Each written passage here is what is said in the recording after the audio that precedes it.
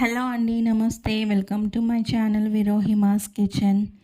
ఈరోజు ఎర్ర తోటకూర ఫ్రైని తయారు చేయబోతున్నామండి. ఎర్ర తోటకూర చూడటానికి ఇలా ఉంటుంది. సేమ్ నార్మల్ తోటకూర ఎలా ఉంటుందో సేమ్ అలానే ఉంటుంది. కానీ కొంచెం బీట్రూట్ కలర్‌లో ఉంటుంది. కానీ నార్మల్ తోటకూర ఫ్రై టేస్ట్ కానివ్వండి, హెల్త్ బెనిఫిట్స్ కానివ్వండి ఏవైతే ఉన్నాయో అంతకు మించిన టేస్ట్, హెల్త్ బెనిఫిట్స్‌తో ఈ ఎర్ర తోటకూర కూడా ఉంటుంది. ఇంకెందుకండి ఆలస్యం, ఇంత హెల్త్ బెనిఫిట్స్ కలిగిన ఎర్ర తోటకూర ఫ్రైని మనం కూడా తయారు చేసేసుకుందాం. ముందుగా ఎర్ర తోటకూర అనేది శుభ్రంగా క్లీన్ చేసుకొని ఇలా కట్ చేసుకొని పక్కన పెట్టి ఉంచుకోండి. ఇలా ప్యాన్ పెట్టుకొని స్టవ్ మీద ఆయిల్ హీట్ చేసుకోవాలి. ఆయిల్ హీట్ అయ్యాక ఆవాలు, జీలకర్ర, అలానే సాయి మినప్పప్పు, 3-4 ఎండుమిరపకాయలు తుంచి ఇలా యాడ్ చేసుకోండి. పావు టీ స్పూన్ ఇంగువ కూడా యాడ్ చేసుకోండి. ఇందులో వెల్లుల్లిపాయ రెబ్బలు అనేవి ఇలా తొక్క తీసేసి 20-25 వరకు నేను యాడ్ చేస్తున్నానండి. మీకు ఇష్టం తగ్గట్టు మీరు యాడ్ చేసుకోవచ్చు. ఎక్కువ యాడ్ చేస్తే చాలా బాగుంటుంది. అలానే కొంచెం కరివేపాకు యాడ్ చేసుకొని ఇవన్నీ దోరగా ఫ్రై చేసుకోండి. ఇవన్నీ కొంచెం ఫ్రై అయ్యాక ఆనియన్ అనేది, ఒక పెద్ద ఆనియన్ అనేది ఇలా పొడుగ్గా చీలికలుగా కట్ చేసుకున్నది యాడ్ చేయండి.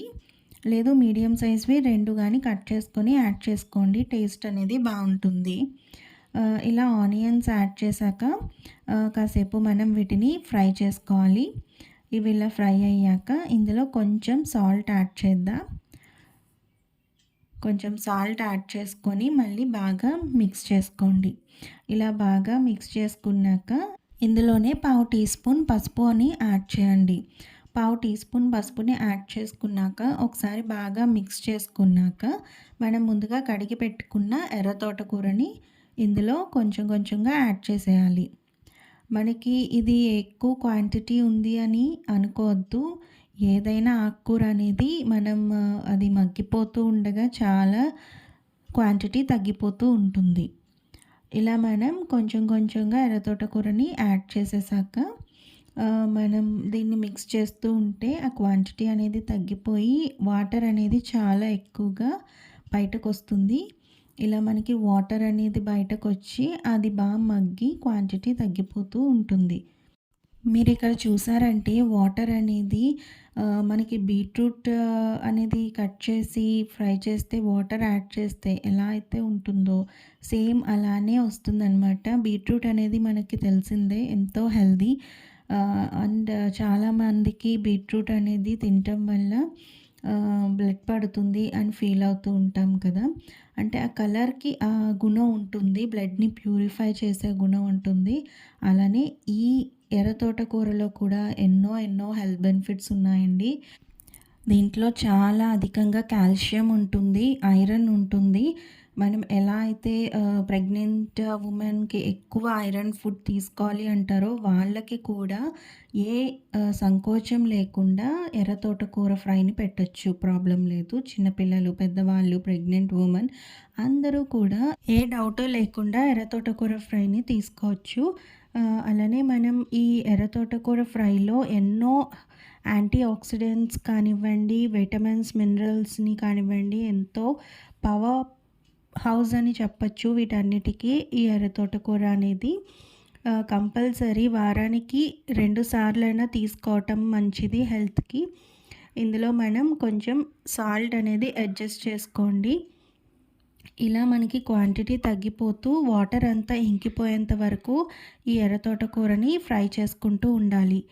ఇలా మనకి దగ్గర పడ్డాక ఈ టైంలో మనం కొంచెం కారాన్ని యాడ్ చేసుకుందామండి. మన టేస్ట్కి తగ్గట్టు కారాన్ని యాడ్ చేసుకోండి. వేసుకోకపోయినా పర్వాలేదు, ఎండుమిరపకాయలు వేసాం కాబట్టి.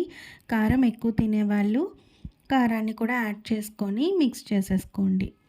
ఇలా బాగా మిక్స్ చేసుకుని మనం కాసేపు దీన్ని మూత పెట్టి ఉంచినట్లయితే మనకి అందులో ఉండే వాటర్ అనేది ఇంకిపోయి ఆయిల్ అనేది మనకి పైకి తేలుతుంది. ఒక 10 మినిట్స్ వరకు మనం ఇలా మూత పెట్టేసి మనం మూత తీసి చూసేటట్లయితే మనకి చక్కగా ఆ వాటర్ అనేది ఇంకిపోయి ఆయిల్ అనేది లైట్గా పైకి తేలుతూ కనిపిస్తుంది. ఈ టైంలో మనం స్టవ్ ఆఫ్ చేసేసి ఈ ఎర్ర తోటకూర ఫ్రైని సర్వ్ చేసేసుకోవచ్చు. ఎంతో టేస్టీగా ఉంటుందండి. అండ్ పిల్లలు కూడా ఇష్టపడతారు. నార్మల్ తోటకూర కన్నా కూడా ఈ ఎర్ర తోటకూర అనేది ఔషధాల గని అని చెప్పొచ్చు.